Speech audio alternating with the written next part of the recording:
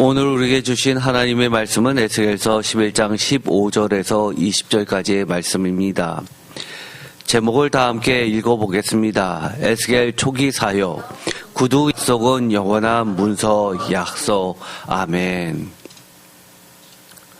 최초의 문서, 리튼이라고 하죠. 문서 선지자는 아모스 선지자를 꼽습니다. 주전 8세기 때의 선지자죠. 그런데 이 아모스 선지자는 남유다 요아스의 아들 아마샤 왕과 북이스라엘의 최대 부흥기였던 르호보암 2세 왕 때 있었던 선지자입니다. 그러면 그 이전에는 뭐라고 했을까요? 선지자를 구두, 오럴 선지자라고 부릅니다. 그래서 원래는 선지자라고 하면 우리가 선지, 먼저 선자에다 알지자를 써서 선지자 이렇게 부르고 있지만 사실 선지자라는 말보다는 예언자라는 말이 가장 적합한 표현입니다. 예언할 때 일기예보의 예자가 아니라 맡길 예자, 예금할 때 예자죠. 하나님께서 맡겨주신 그 말씀을 전하는 자를 예언자라고 하는 겁니다. 그래서 처음에는 예언자의 기능을 가지고 있었는데, 그래서 하나님의 말씀을 듣고 선포하는 자, 전적으로 구두, 오럴에 근거를 했죠. 그래서 문제는 뭡니까? 오래 기억해야 되기 때문에, 하나님의 말씀이기 때문에 이것을 기록에 남기지는 못하던 시대에서는 어떻게 했냐면 다 외웠습니다. 그래서 우리가 이사야서도 보면 대부분이 90%가 넘는 게 시 형식으로 되어 있었죠. 노래를 지어서 부르게 했었던 겁니다. 예를 들어서 무궁화 꽃이 피었습니다. 이것도 다 노래였죠. 없어지지 않는 그런 노래입니다. 그렇게 노래를 불러서 전하다 보니까 지금 에스겔서 뿐만이 아니라 많은 선지자들이 기록에 남길 수 있었던 겁니다. 그 다음에 이 예언자라는 기능이 어떻게 바뀌냐면 예언자, 오럴 선지자의 대표적인 정형구가 들어라 라는 거였죠. 그러자 나중에는 어떤 걸로 바뀌냐면 보아라 라고 바뀝니다. 그 선지자의 개념에 들어가기 시작하는 겁니다. 보여주는 자들입니다. 그래서 선지자가 누구냐라고 할 때는 하나님이 보여주신 것을 선지자의 눈으로 확인해서 보고 그것을 자기 말로 바꿔서 전하는 자들이 선지자였습니다. 그것을 대표적으로 계시라고 많이 이야기했죠. 비전이라는 말로도 많이 표현합니다. 그런데 오럴 선지자 대표적인 게 누구일까요? 사무엘 선지자, 엘리야 선지자, 엘리사 선지자들입니다. 지금 이것들은 다 기록에 남아있죠. 그런데 엘리야가 쓴 엘리야의 기록물이 있나요? 없습니다. 그럼 그 기록물은 어떻게 우리 손에 들어왔을까요? 사무엘 선지자도 마찬가지로 사무엘서 보면은 생도들이 나오게 됩니다. 사무엘이 선지자 학교를 만들어서 교장 역할을 했고 그 후생들을 키웠던 거죠. 엘리야도 마찬가지고 엘리사도 마찬가지입니다. 그래서 열왕기상에 보면 예를 들어서 길갈이라든지 이렇게 여러 군데를 돌아다니면서 순방하는 모습을 보게 됩니다. 각각의 한마디로 이야기해서 지점들이 있었던 거죠. 학교들이, 분교들이 있었던 겁니다. 그래서 그 선지자들의 학생들이 그곳에 있어서 이 교장격이었던 엘리야나 엘리사나 사무엘이 돌아다니면서 그들을 가르쳤던 형태를 취하고 있었습니다. 그러다가 주전 8세기나 가서 생각보다 상당히 느리죠? 문서로 남기게 됩니다. 그래서 이 문서 선지자라고는 말을 처음으로 쓰게 됩니다. 어쨌든 간에 이 오럴 선지자들이 노래를 불러서 후대에 남기고 생도들에 의해서 그것을 암기해서 전하던 것이 나중에 이 문서 선지자들이 활동한 이후의 기록물로 지금 우리의 손에 성경책이라는 형태로 주어지게 된 게 얼마나 감사한지 모르겠습니다. 우리가 흔히 하는 대예언서, 4개의 예언서가 있죠. 분량면에서 대라는 겁니다. 물론 무게 면에서도 중요도 면에서도 대자를 써도 충분할 정도이죠. 이사야서, 예레미야서, 에스겔서, 다니엘서, 이거는 다 문서 선지서들이죠. 그리고 서선지서라는 것도 문서 선교사들입니다. 그러면 예를 들어서 이 가장 선지자들이 활동이 왕성해지기 시작한 시점이 언제일까요? 보면 최초의 문서 선교사라고 했던 아모스 주전 8세기부터 대거 등장하게 됩니다. 소위 말해서 12소 선지서들이라고 하는 것들은 이때를 필두로 해가지고 대거 발생하게 되죠. 왜 그럴까요? 바로 위기 시점이었기 때문입니다. 북이스라엘이 멸망하고 남유다도 멸망하고 바벨론 포로로 끌려가고 이런 수많은 위기 가운데서 하나님의 말씀이 정말 하늘문이 열리고 떨어지듯이 그렇게 우르르 쏟아지던 때입니다. 그만큼 위기의 시대이면서도 기회의 시대라고 할 수도 있는 겁니다. 오늘 읽었었던 말씀 에스겔서 11장 15절부터 우리가 읽었었던 20절까지의 말씀을 보면 그 전에 14절에 여호와의 말씀이 임하는 것으로 나오게 됩니다. 그리고 나서 이 내용 15절부터 있었던 이 내용은 학자들이 뽑을 때 에스겔서에서 가장 초기 원, 즉 프로토 에스겔이라고 하는 본문입니다. 우리는 그저 쉽게 지나가는 본문이지만 여러 군데 여호와의 말씀이 임하시니라 라고 되어 있지만 학자들, 저도 이 정도 수준이 안 되죠. 에스겔서를 전문적으로 연구하시는 분들은 모여서 논의한 끝에 이 15절부터 이 20절까지 이 말씀이 수많은 에스겔서의 내용 중에서 가장 초기에 들어가 있었던 본문 중에 하나로 보는 겁니다. 이것을 기반으로 해서 점점 이런 오늘날의 형태로서 대거 편집되기 시작했던 것을 봅니다. 그렇다고 보면 얼마나 귀합니까?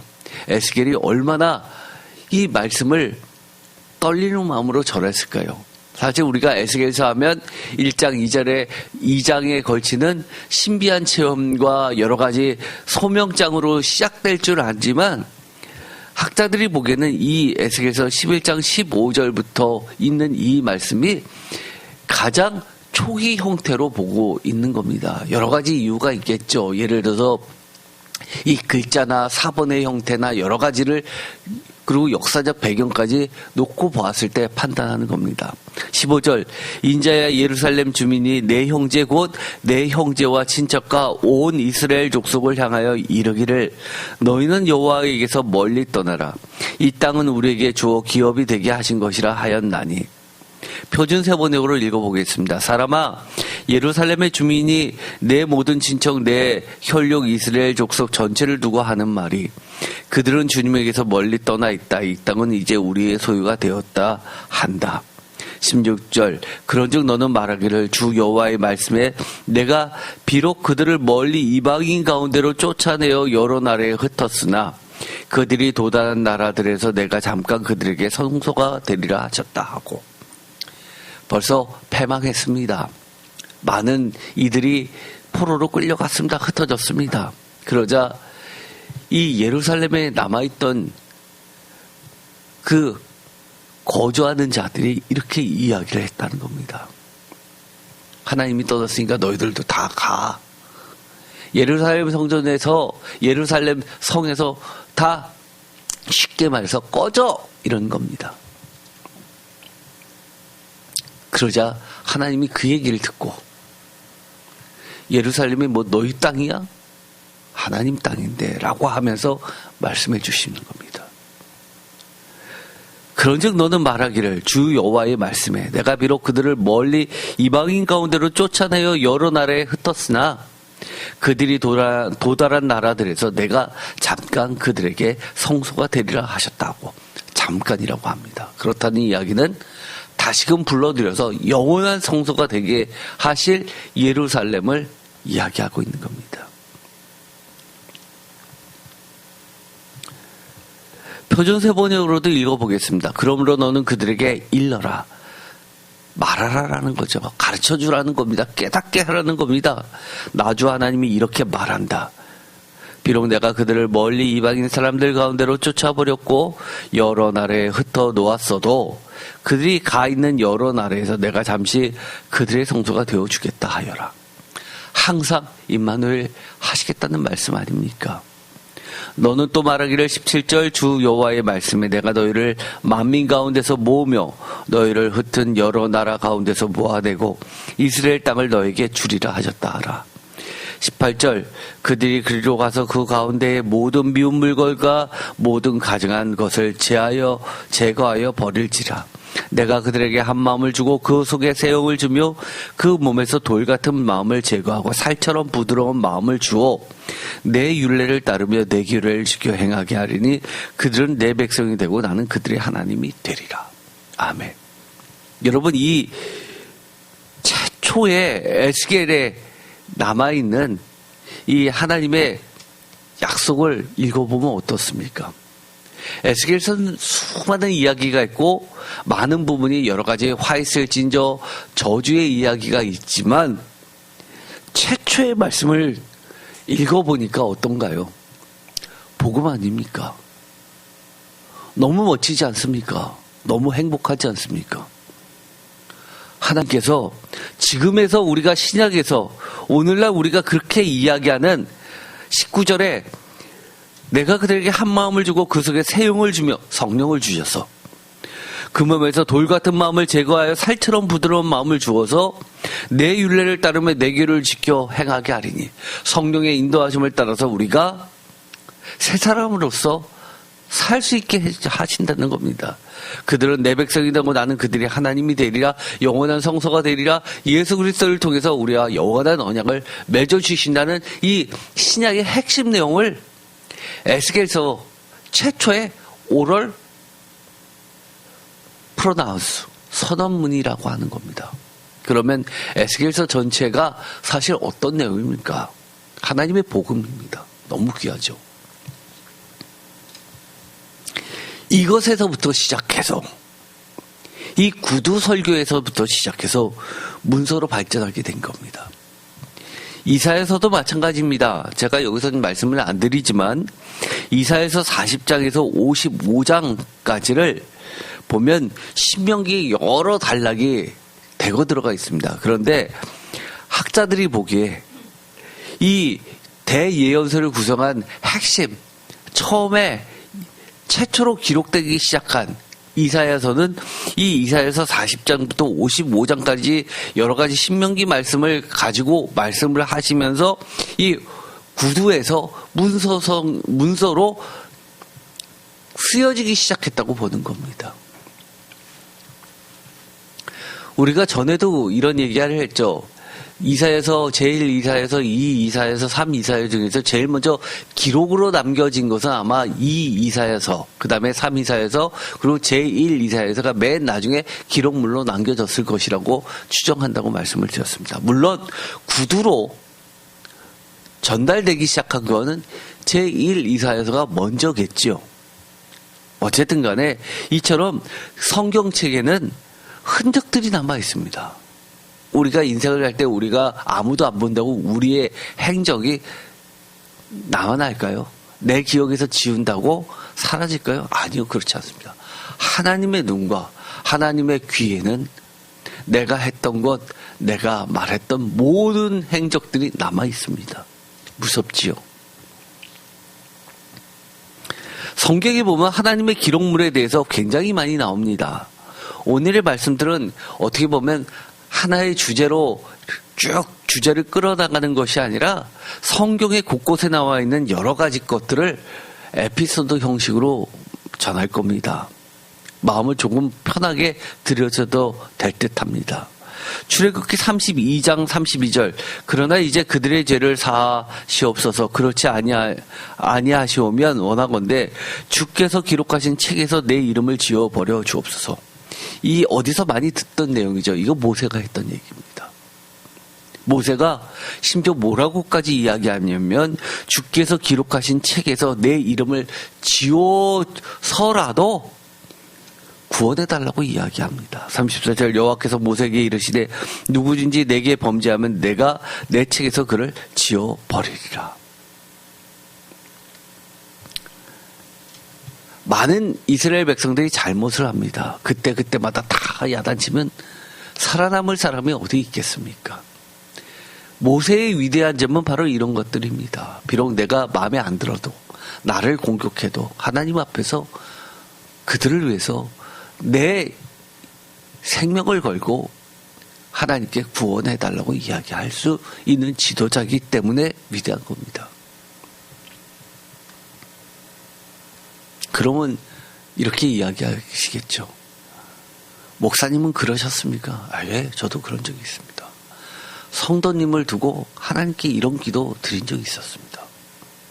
목회자들은 다 그렇습니다. 예수님도 자기의 양을 위해서 자기의 목숨을 버려서 살리시는 분이라고 이야기했습니다. 쉬운가요? 쉽지 않습니다. 지금도요. 제가 이렇게까지 많이 아픈 건 그때 했었던 기도 때문인가라는 생각을 할 때도 가끔 있습니다. 그래서 기도 함부로 하는 거 아니구나라는 생각도 합니다. 전에 그랬습니다. 저희 아내가 제가 그 기도를 듣다가 그런 얘기를 했죠. 아니, 당신 떠나면 나는 어떻게 하라고 그런 기도를 하냐고. 성도 때문에 왜 그런 기도를 하냐고. 그 얘기를 듣고 나니까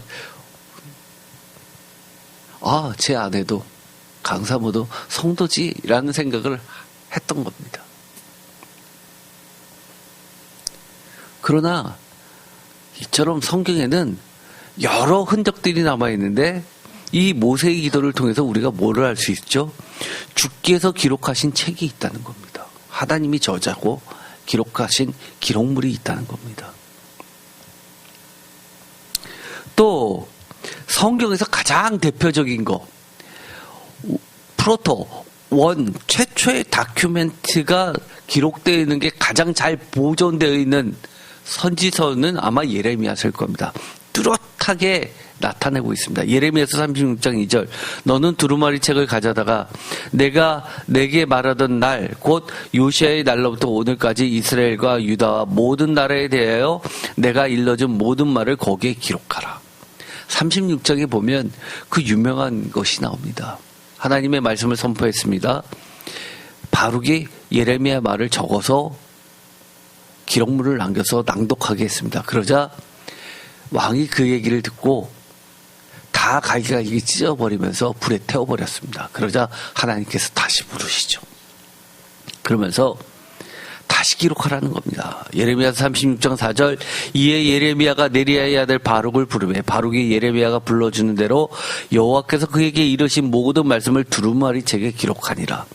6절 너는 들어가서 내가 말한 대로 두루마리에 기록한 여호와의 말씀을 금식일에 여호와의 성전에 있는 백성의 귀에 낭독하고 유다 모든 성읍에서 온 자들의 귀에도 낭독하라. 왜 기록하라고 하는 겁니까? 오럴을 얘기했는데 잘못 기억해서 다르게 말하지 말라는 겁니다. 기록물로 남겨서 토시 하나 틀리지 말고 그대로 전하라는 겁니다.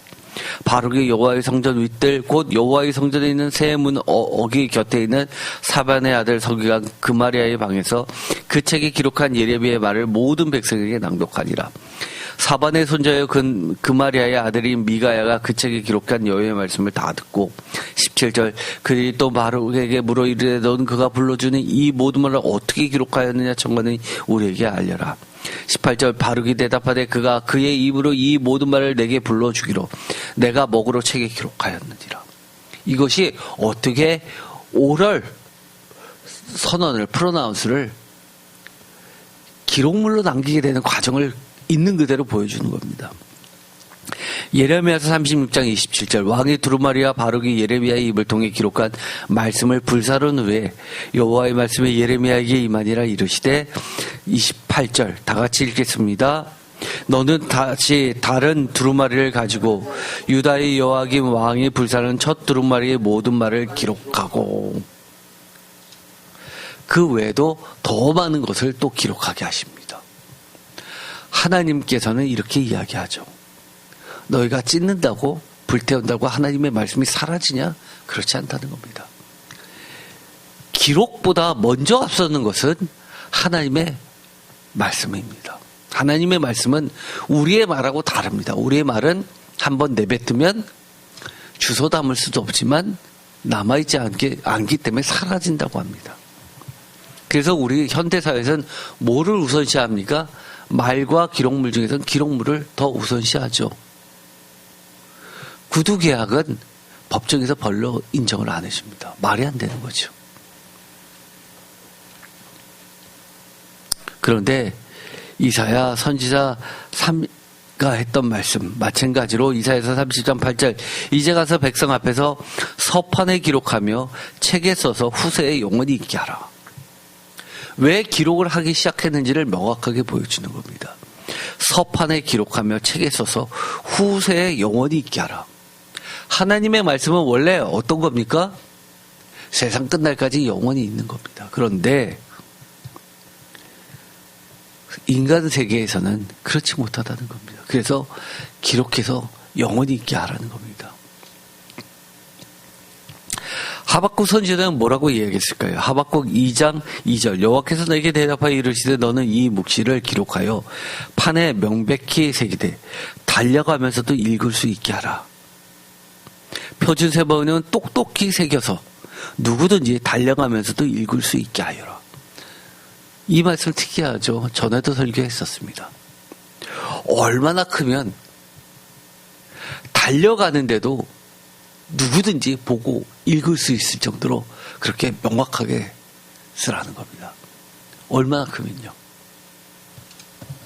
여기 이렇게 있는 기록물을 뚜렷하게 쳐다봐야지 알 수 있는데 휙 지나갑니다. 그런데 다 읽을 수 있다는 겁니다. 하나님의 말씀은 그런 겁니다. 글자 사이즈가 중요한 게 아닙니다. 심지어 빛이 없어도 읽게 기록하라. 뭡니까? 어디입니까? 눈을 감아도 여러분 읽을 수 있는 것, 마음편에 새겨진 하나님의 음성. 이것은 빛이 없어도 읽을 수 있습니다. 모세의 율법책이라는 것이 있죠. 여호수아 8장 32절 여호수아가 거기서 모세가 기록한 율법을 이스라엘 자손의 목중에서 그 돌에 기록하며 도대체 토라가 어떻게 남았을까? 모세오경이 어떻게 남았을까? 돌에 기록한 마치 함무라비 버전처럼 돌에 기록한 것에서부터 시작을 했을 것으로 보는 겁니다. 그것이 나중에 책으로 바뀌죠. 여호수아 8장 34절 그 후에 여호수아가 율법책에 기록한 모든 것대로 축복과 저주하는 율법의 모든 말씀을 낭독하였으니 점차 분량이 많아지니까 돌들에 다 기록할 수 없죠. 책에 기록하기 시작합니다.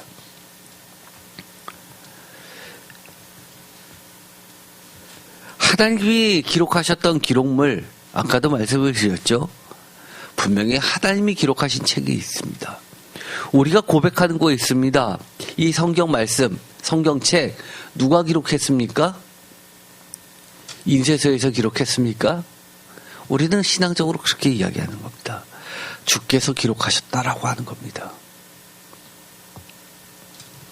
말라기 3장 10절 그때 여호와를 경외하는 자들이 피차에 말하며 여호와께서 그것을 분명히 들으시고 여호와를 정의하는 자와 그 이름을 존중히 여기는 자를 위하여 여호와 앞에 있는 기념책에 기록하셨느니라. 어디에요? 여호와 앞에 있는 기념책, 비망록에 기록하셨다는 겁니다. 우리가 경조사에 들어가서 경조사가 있어서 장례식에 가면 그 앞에 비망록이 있죠. 거기다 이름을 기록하고 합니다. 또 돌잔치를 하더라도 비망록에다 기록을 하죠. 만군의 여호와가 일어나라 나는 내가 정한 날에 그들을 나의 특별한 소유로 삼을 것이요 또 사람이 자기를 섬기는 아들을 아낀 같이 내가 그들을 아끼리라. 하나님의 기억력은 사라지지 않는데 거기다가 여호와 앞에 있는 기념책에도 기록하셔서 반드시 하시겠다고 이야기합니다. 이사야서 65장 6절 보라 이것이 내 앞에 기록되었으니 내가 잠잠하지 아니하고 반드시 보응하되 그들의 품에 보응하리라. 하나님이 내 앞에 기록해서 어떻게 하시겠다는 거예요? 반드시 그렇게 하시겠다는 겁니다.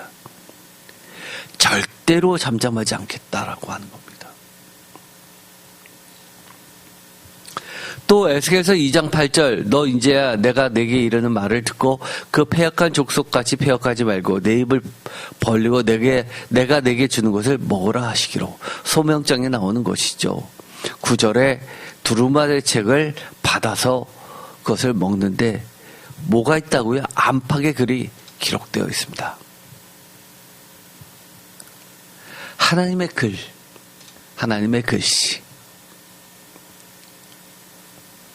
이것은 판결문에 해당한다 할 수 있습니다. 그런데 안타깝게도 성경에 보면 많은 하나님의 기록물들이 사라진 분실된 기록물이 있다는 것도 우리가 알 필요가 있습니다. 예를 들어서 이렇습니다. 역대하 35장 4절 너희는 이스라엘 왕 다윗의 글과 다윗의 아들 솔로몬의 글을 준행하여 너희 족속대로 반열을 따라 스스로 준비하고 다윗의 글이 남아있고요. 다윗의 아들 솔로몬의 글도 따로 편찬하던 글들이 있다는 겁니다. 예를 들어서 지편전에서 여러 가지 기록물이 많은데 사실 그 중에서 우리 손에 남아있는 건 몇 개 안 되죠. 그리고 또 어떤 부분은 기록물을 남겨놨는데 그것이 역사물로 들어가 있는 것들도 있습니다. 일부분이 남아있는 거죠. 열왕기상 11장 41절 솔로몬의 남은 사적과 그의 행한 모든 일과 그의 지혜는 솔로몬의 실록에 기록되지 아니하였느냐. 솔로몬의 실록, 솔로몬 왕의 실록이라는 게 아마 있었을 것으로 추정하고 있습니다. 그러나 이것도 우리 손에 남아있지 않습니다. 사무엘하 1장에 보면 이런 말씀이 있습니다. 다윗이 이 슬픈 노래로 사울과 그의 아들 요나단을 조상하고 18절 명령하여 그것을 유다 족속에게 가르치라 하였으니 곧 활노래라 야살의 책에 기록되었을 때 이게 아주 대표적으로 구약에서 유명한 거죠. 야살의 책. 참 귀했을 책입니다. 그런데 이 야살의 책이 사라지고 그 중에 기록되어 있는 하나 활노래가 시편에 들어가 있고 이처럼 사무엘하에도 들어가 있습니다. 또 이런 것도 있습니다. 역대상 29장 29절 다윗 왕의 행적은 처음부터 끝까지 선견자 사무엘의 글과 선지자 나단의 글과 선견자 갓의 글에 다 기록되고 사무엘의 글이 사무엘 상하일지 아닐지는 사실 우리가 모릅니다. 그러나 어쨌든 사무엘이 따로 기록해서 남겼던 아까 예레미야서처럼 선지자 생도 중에 한 명에게 기록하게 하는 그런 글이 있었을 것으로 추정하고 있습니다. 또 유명한 것이 있죠. 선지자 나단의 글, 선견자 갓의 글. 여기도 보면 선지자, 선견자 이름이 다르게 쓰여져 있죠. 분명히 그 당시에는 선지자, 선견자, 예언자라는 말이 따로따로 있었을 것으로 보는 겁니다. 예언자가 제일 먼저이고요. 그 다음에 선견자이고요. 맨 나중에 선지자라는 용어가 생겼을 것으로 보는 겁니다. 학자들은요. 그래서 이 선견자 가색을 만약에 이게 남아있으면 우리가 이 12소 선지서 외에도 예레미야서처럼 나단서 또는 갓서 이런 게 남아있었겠죠. 또 역대하 9장 29절 이외에 솔로몬의 시종행적은 선지자 나단의 글, 실로 사람 아히야의 예언과 선견자 이또의 묵시책, 곧 이또가 느밧의 아들 여로보암에 대하여 쓴 책에 기록되지 아니하였느냐. 아까 나단의 글은, 선지자 나단의 글은 나왔고 또 다른 사람의 글도 있습니다. 실로 사람 아이아의 예언서, 선견자 이또의 묵시서, 이런 것들도 사라졌다는 겁니다. 참 안타깝죠. 역대하 12장 15절에 보면 이런 말씀이 나옵니다. 르호보암의 처음부터 끝까지 행적은 선지자 스마야와 선견자 이또의 족보책에 기록되지 아니하였느냐. 르호보암과 여로보암 사이에 항상 전쟁이 있느니라. 선지자 이또의 족보책, 이또의 글이라는 것과 이또의 족보책이라는 것은 같은지 다른지는 모릅니다. 어쨌든 간에 선지자 스마야서나 이또 족보책 이런 것도 사라졌다는 얘기입니다. 왜 사라졌을까요? 여러 가지가 있을 수 있습니다. 예를 들어 전쟁으로 소실됐다거나 아니면 또 어떤 경우도 있죠. 심각한 것. 시간이 지나면서 스마야 선지자가 중요 도면에서 사라지기 시작했습니다. 우리는 기록물이 계속 보관됐을 것으로 보지만 그렇지 않습니다. 예를 들어서 신약 성경도요. 대표적으로 이 글로 되어 있는 게, 시작은 다 글로 되어 있죠. 예외가 딱 하나 있습니다. 원래 글이 아니었는데 글로 기록된 게 있습니다. 뭐죠? 복음서입니다. 사복음서는 기본적으로 처음에 예수님의 12제자들에 의해서 복음이 선포될 때는 다 오럴이었습니다. 그런데 그것이 나중에 기록물로 남아있게 되죠. 기록물로 남아있을 때 어떻게 기록했다고 했습니까? 마가의 교회들 돌아다니면서 수집을 합니다. 그 흔적이 뭐라고 그랬죠? 카이, 그리고 또라는 말이었습니다. 마가복음을 보면 또라는 말이 너무 많이 나옵니다. 제가 그거를 뭐라고 전에 이야기했냐면 그것을 글루라고 했습니다. 접착제. 여러 군데서 수집한 것을 이 마가는 어떻게 했냐면 표식을 남겨둔 겁니다. 내 얘기가 아니라 예를 들어서 잠실 마가교회 또는 신촌 마가교회, 분당 마가교회, 이것들을 거기서 내려오는 전승들을 다 모아서 붙일 때는 그리고를 넣었던 겁니다. 그러자 마태교회에서는 그것을 너무 그리고를 넣으니까 빼기 시작해서 문장을 자연스럽게 만들었습니다. 그런 흔적이 남아있다고 했죠. 그런 오럴이 후대에서 기록된 게 있습니다. 그래서 복음서를 전공하는 학자들은 뭐가 있냐면요. 아직도 옛날 우리나라로 치면 창 형식으로 해서 구두로 복음이 예수님의 행적들이 전해 내려오는 부족들이 있습니다. 예를 들어 사마리아 공동체처럼 500명 남아있는 그 교회. 아람어로 된 주기도문이 아직까지도 남아있는 전 세계에서 유일한 기독교 공동체가 사마리아 기독교 공동체죠. 그것은 그들은 아람어, 예수님이 직접 육성으로 했었던 그 주기도문이 남아있는 것을 추정하고 있습니다. 그 아람어로 되어 있는 창, 노래, 이것을 연구하시는 분들이 계십니다. 그래서 이 복음서를 이 오럴로 해가지고 발음을 했을 때 지금 헬라어로 기록되어 있지만 헬라어가 아니라 아람어로 된 것을 헬라어로 번역했다고 보고 이 아람어로 된 것을 연구하면서 그 복음서를 재구성하시는 분들이 계십니다. 너무 어렵죠. 사실 거의 불가능에 가깝습니다. 2000년이 지난 다음에 그것을 연구하면 제대로 되겠습니까? 자료가 많지 않아서 쉽지 않습니다. 그런데 그거를 통해서 보이지 않았던 많은 내용들이 사실 쏟아져 나오고 있습니다. 학계에서는요. 그런데 가장 신약에서 대표적으로 글로 기록이 되어 있는데 지금 이런 것처럼 스마야서 이런 것들이 사라진 예가 어디에 있냐면 바로 바울 서신들입니다. 바울 서신에 보면 순서가 막 뒤죽박죽 되어 있는 게 있습니다. 가장 대표적인 게 뭐죠? 고린도 후서입니다. 고린도 후서는 지금의 우리 순서대로 읽다 보면 중간에 뚝뚝 끊기는 장면들이 나오게 됩니다. 그리고 제가 전에도 얘기했죠. 눈물의 편지라는 것도 들어가 있다고 말씀을 드렸습니다. 그리고 사라졌던 고린도 전서 후서가 아니라 전서를 1이라고 하면 고린도 영서도 있었다는 것이 나와 있죠. 그런데 그게 왜 없어졌을까요?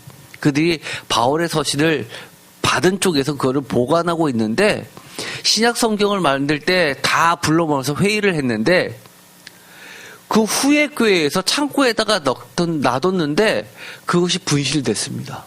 특히 고린도 후서 같은 경우는 가장 어려웠었다고 하죠. 왜냐하면 사본이 손실된 게 많아가지고 중간중간 글자들이 사라져가지고 그 글자들을 추정해서 만든 본문들입니다.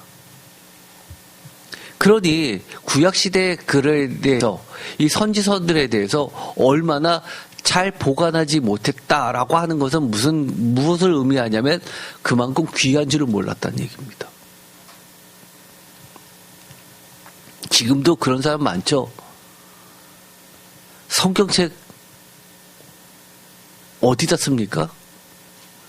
라면 끓여 먹고 라면 받침대 쓰시는 분 제가 본 적이 있습니다. 귀하게 여기지 않습니다.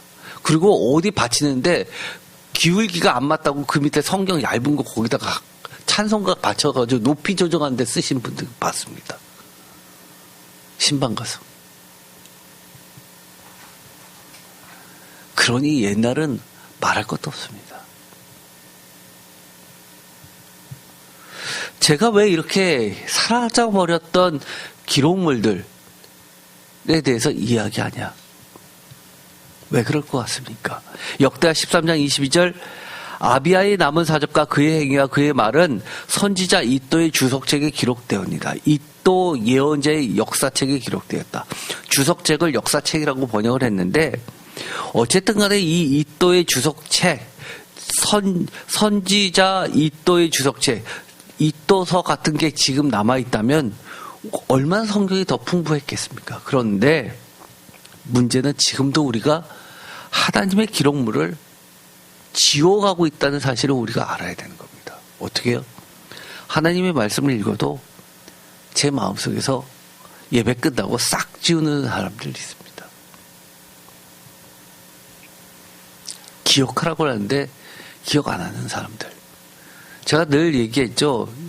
예배 끝나고 집으로 갈 때, 차 타고 갈 때, 지하철 타고 갈 때 오늘 있었던 말씀들을 성경책 딱 덮어놓고 쭉 한번 시뮬레이션으로 쭉 무슨 얘기가 흘렀는지 기억해서 빠진 부분, 남아있는 부분을 점검하라고 했습니다. 그 과정이 우리가 영적인 필사 과정입니다. 기억이 사라진다 그러면 그 사본이 좀이 먹어서 부서져서 사라지면 다시 써야 되잖아요. 그런 과정이 우리도 있어야 된다는 겁니다.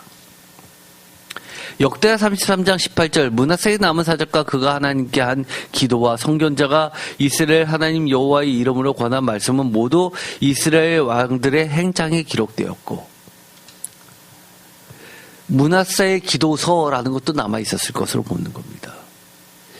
이스라엘 왕들의 행장, 이스라엘 왕의 역대지락이라고 번역했는데 이것이 열왕기 상하, 역대기 상하였는지 아니면 다른 것이었는지도 사실 불명확합니다.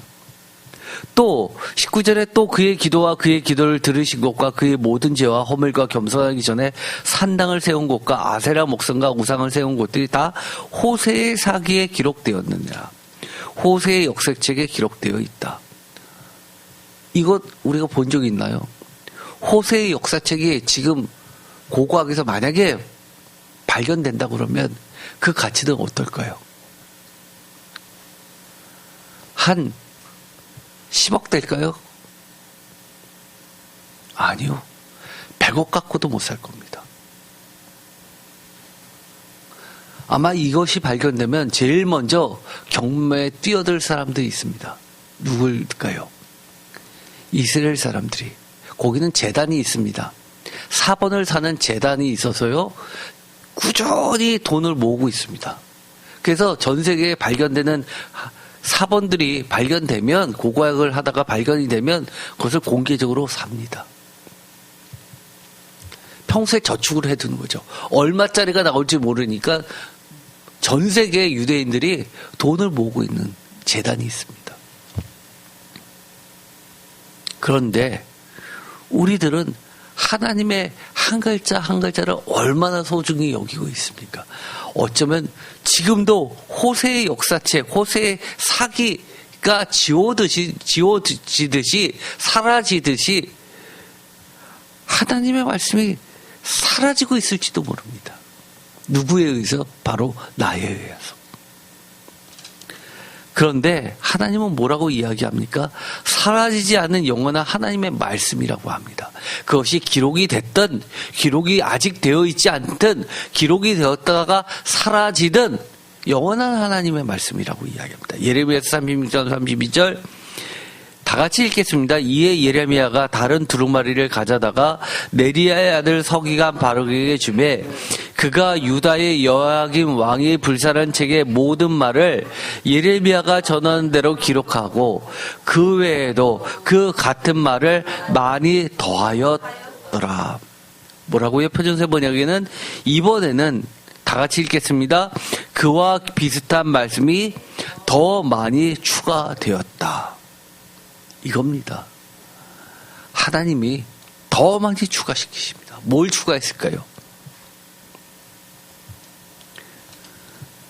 불살은 여호야김에 대한 저주 또는 하나님의 말씀을 우습게 여기는 자들에 대한 심판의 약속, 반대로 하나님의 말씀을 무엇보다도 자기 생명처럼 소중히 여기는 자에 대한 영원한 하나님의 약속들, 이런 것들을 대거 기록하지 않았을까요?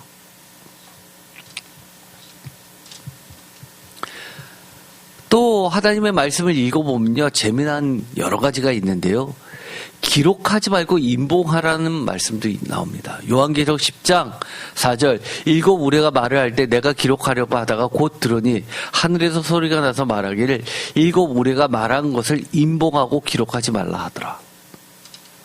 지금까지는 하나님이 말씀을 하셨고 기록해서 후대에 남겨서 영원히 있게 하고 그것을 잘 보존해야 되는데 심지어 찢어버리고 불태우고 까지 다시금 기록을 시키는데 하나님께서 기록하지 말고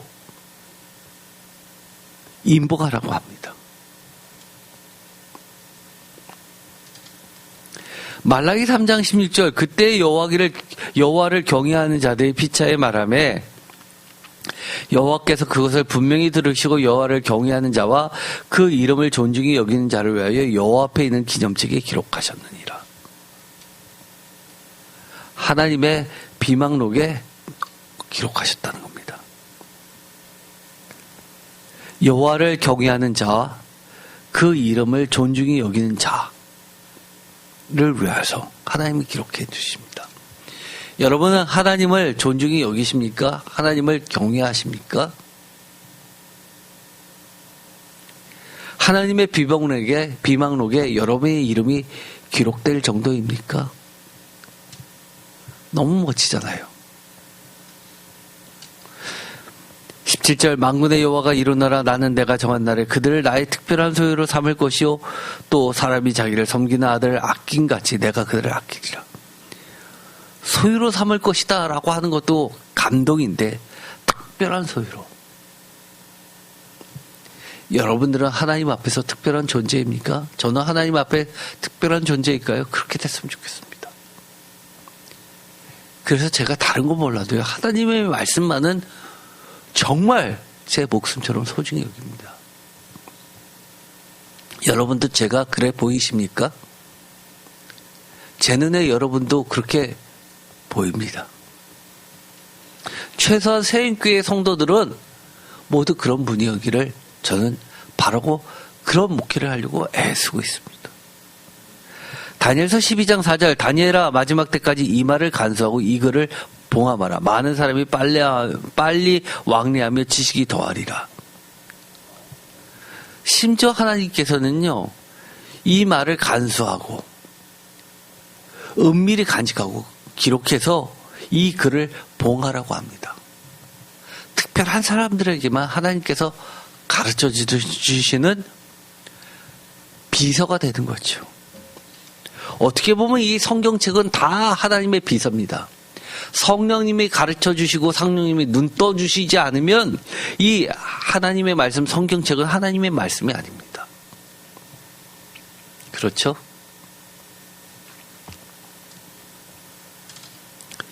요한계시록 22장 10절에 보면 기록하고 임봉하지 말라는 말씀도 나옵니다. 또 내게 말하되 이 두루마리의 예언의 말씀을 임봉하지 말라, 때가 가까우니라. 아까는 어떤 말이 나왔어요? 임봉하라고 그랬는데 이제는 임봉하지 말라고 합니다. 왜일까요? 11절 불의를 행하는 자는 그대로 불의를 행하고 더러운 자는 그대로 더럽고 의로운 자는 그대로 의를 행하고 거룩한 자는 그대로 거룩하게 하라. 사실 우리 교회에서 뭐라고 가르쳐요? 불의를 행한 자는 불의를 행하지 않게 하고 깨끗한 자는 계속 깨끗한 일을 하라고 하는데 하나님이 이렇게 이야기합니다. 불의를 행하고 더러운 자는 그대로 더럽고 그냥 내버려 두라는 겁니다. 그대로.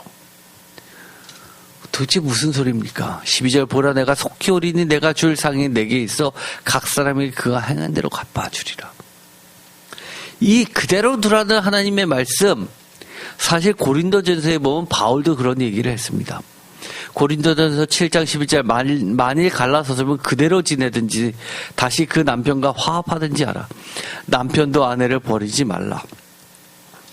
그 나머지 사람들에게 내가 말하느니 이는 주의 명령이 아니라 만일 어떤 형제에게 믿지 아니하는 아내가 있어 남편과 함께 살기를 좋아하거든 그를 버리지 말며 그대로 지내라는 겁니다. 왜요? 속히 임하니까. 종말이 임박했으니까, 급박하니까 지금 뭐를 추가로 할 정도의 시간이 남아있지 않다는 겁니다. 요한계시록 22장 10절 말씀, 두루마리의 예언의 말씀을 임봉하지 말라라는 것은 그만큼 종말이 가까웠다는 얘기입니다.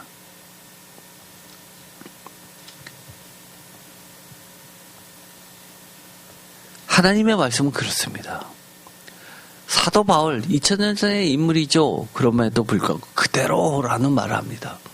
우리가 지금 어떤 존재들입니까? 하나님의 그리스도의 심판대 앞에 서 있는 존재들이고 하나님의 비망록에 비록에 지금 즉시 그때 기록됐다 지웠다 하는 대상들입니다. 하나님의 심판대 앞에 하나님 앞에 서 있는 자들입니다. 종말입니다. 그런데 하나님은 이렇게 이야기하죠. 하나님의 말씀은 창조주부터 영원한 말씀이었다고 이야기합니다. 요한복음 1장 1절 태초에 말씀이 계시니라 이 말씀이 하나님과 함께 계셨으니 이 말씀은 곧 하나님이시라.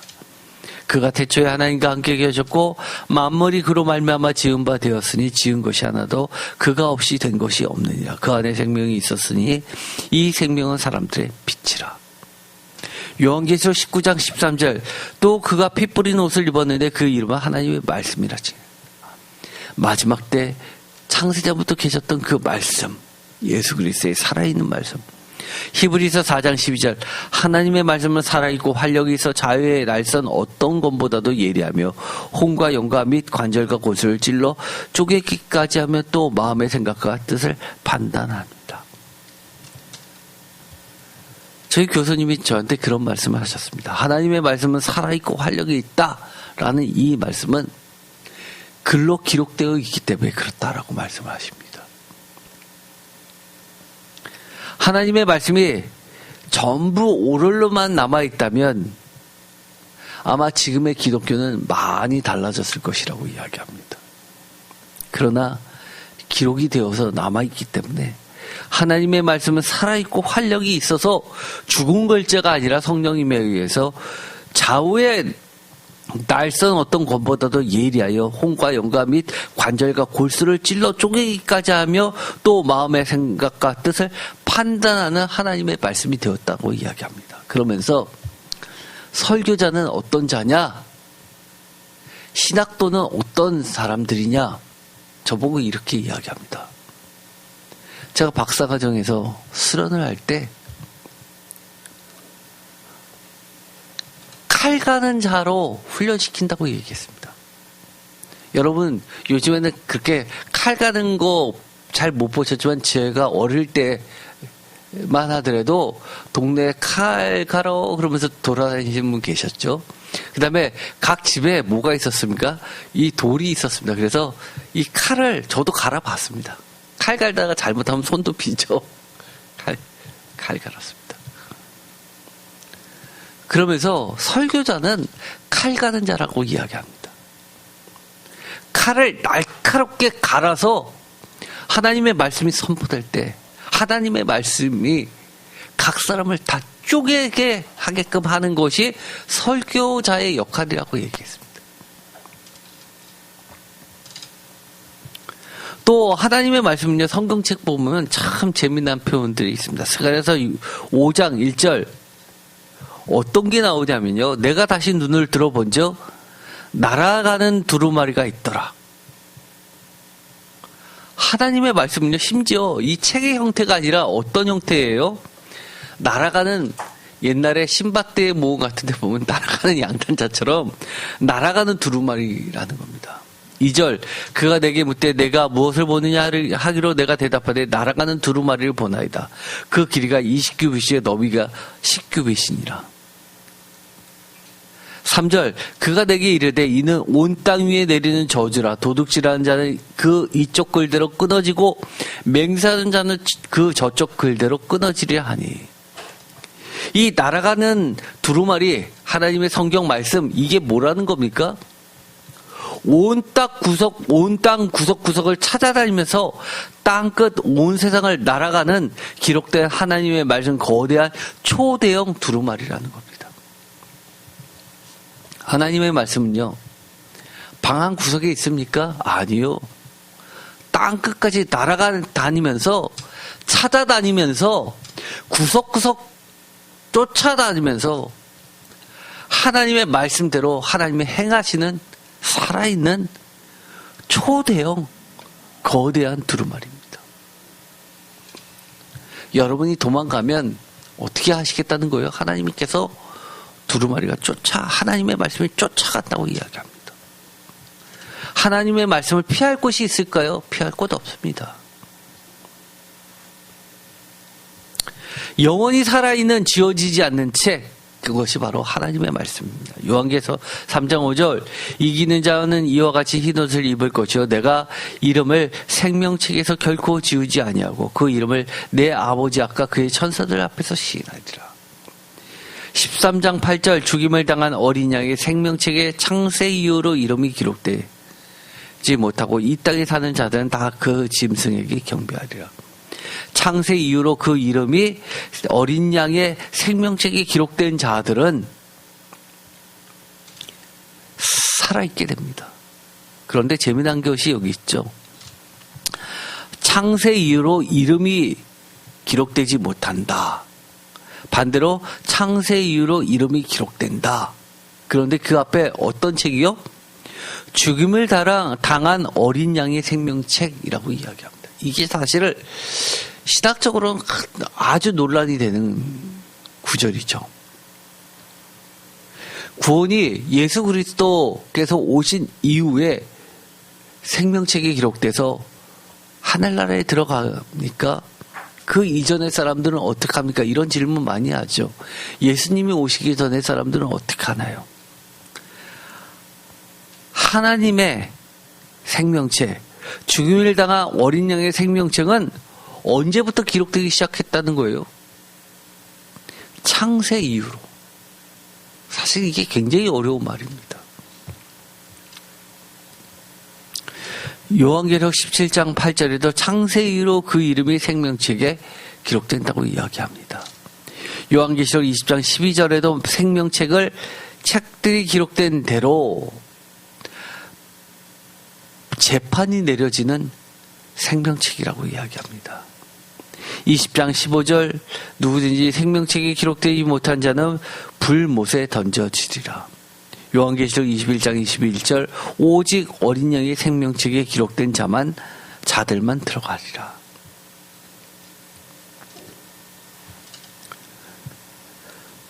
아주 독특한 기록물이 남아 있습니다. 이것을 우리가 꼭 기억해야 되죠. 고린도후서 3장에 보면 이런 말씀이 나옵니다. 새 언약의 일꾼들에 대해서 이야기하면서 11절 우리가 다시 자천하기를 시작하겠냐 추천장 이야기를 합니다. 사도 바울은 추천장을 못 받았다는 거죠. 누구로부터요? 기둥 같은 자들 또 사도로부터. 그런데 이렇게 이야기합니다. 우리가 다시 자천하기를 시작하겠느냐 우리가 어찌 어떤 사람처럼 추천서를 너에게 붙이거나 혹은 너에게서 받거나 할 필요가 있느냐. 2절 다 같이 읽겠습니다.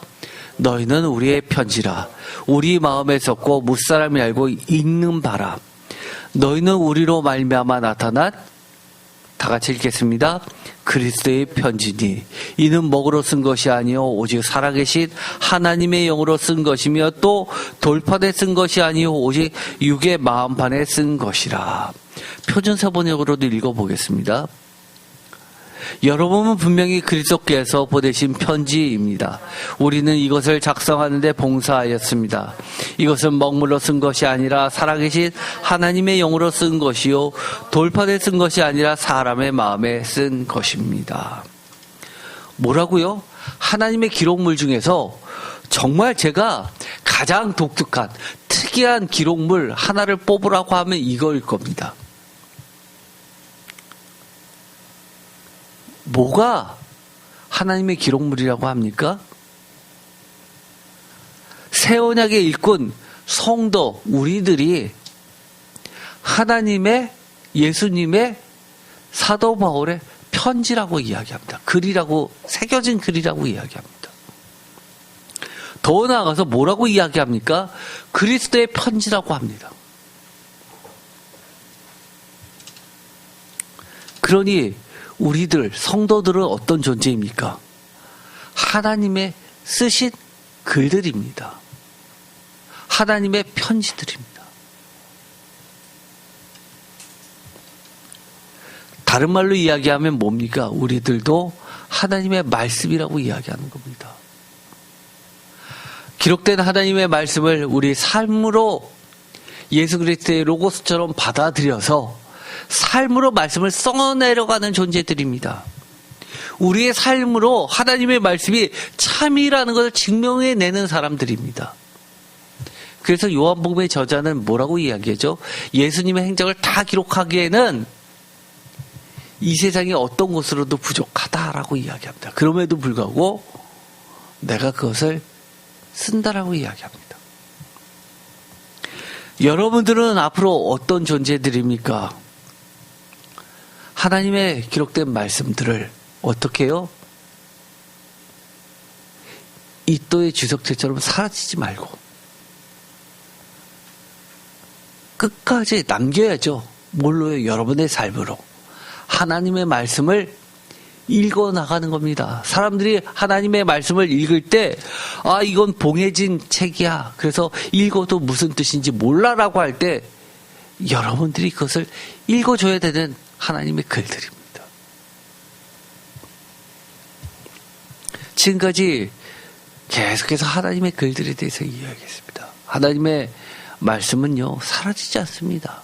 오늘 우리가 맨 처음 읽었던 에스겔서 사실 우리가 설명을 듣지 않으면요 이 본문이 그렇게 중요한 본문이었어 라고 읽을 사람 성도들 중에서는 저는 없다고 봅니다. 저도 이것을 주석책을 보면서 공부를 하다 보니까 알게 된 거죠. 그런데 이것으로부터 하나님의 말씀이 이렇게 대예언서로 기록되기 시작했다는 것을 깨달으면 얼마나 이 구절이 귀한 구절입니까? 어떻게 보면 첫 발자국 아닙니까? 여러분들이 누군가에게는 하나님의 말씀을 읽는 첫 글자가 될 수 있다는 사실을 기억하기 바랍니다. 내가 저 집사님 때문에 하나님의 말씀을 보기 시작했어. 내가 그토록 오병이어가 이해가 안 됐는데 저분을 통해서 하나님의 오병이어가 이해되기 시작했어. 출애굽이 뭔지도 모르고 저 먼 나라 정말 호랑이 담배 피던 시절에 주전 13세기 때 또는 주전 15세기 때 그런 소설 같은 얘기인 줄 알았지만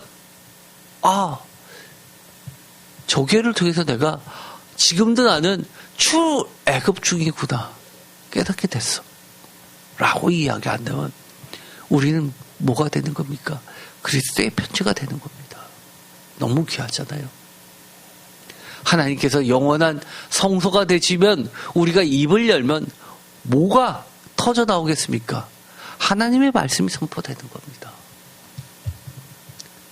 오늘 우리가 어떻게 보면 많은 이야기를 단편적으로 한 것 같지만 사실은 영원한 하나님의 말씀으로 이어졌습니다. 제목을 다 함께 읽어보겠습니다. 에스겔 초기 사역 구두 약속은 영원한 문서 약속. 아멘. 문서 약속이 뭡니까? 계약서라는 거 아닙니까? 하나님은 뭐라고 얘기해요? 내가 너에게 얘기했어. 그러면 그게 영원한 문서보다도 영원히 남을 계약서야라고 얘기해 주시는 겁니다. 얼마나 멋지십니까? 저는 그래서 하나님이 너무 좋습니다. 세상 사람들이 손바닥 뒤집듯이 자기 이해관계 때문에 뒤집지는 그런 세상이 반복되는데 하나님은 절대 그러시지 않으니까 제가 하나님 믿는 겁니다. 하나님처럼 신실한 분이 어디 있으시다고. 그렇다면 우리도 신실하게 그 하나님 말씀 쫓아가야 되지 않습니까? 왜요? 너희는 우리의 편지라고 사도 바울도 얘기했는데 심지어 그리스도의 편지라고 얘기했는데 우리는 계약서로 남아있는데 우리 스스로가 저 불구덩이에 들어가서 스스로 그 기록물을 삭제해서야 되겠습니까? 오늘의 말씀을 읽어보면서 진짜 여러분들이 하나님의 이 어린 양의 살아있는 편지들이 되기를 축복드립니다. 기도하고 마치겠습니다. 하나님, 우리가 정말로 하나님의 약속들을 생명처럼 귀하게 여기고 하나님을 존귀하고 영화롭게 해드리는 하나님의 생명책에 기록된 자들이 모두 되게 하여 주옵소서.